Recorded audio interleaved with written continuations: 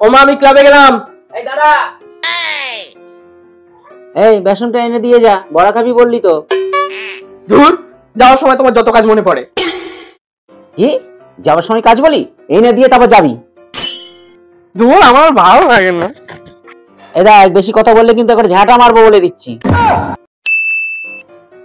ও মা এসে গেছি, ভাত বাড়ো, খিদে পেয়েছে খুব। এই তালা দিয়েছিস তো গেটে? হ্যাঁ দিয়েছি। ভালো করে দিয়েছিস তো? আরে বলছি তো দিয়েছি। তালাটা টেনে দেখেছিস? আরে দেখ বলছি দিয়েছি। এই দেখ, ঝাঁটা মারবো কিন্তু বলে দিচ্ছি তোর মুখে, মুখের উপর কথা বলা।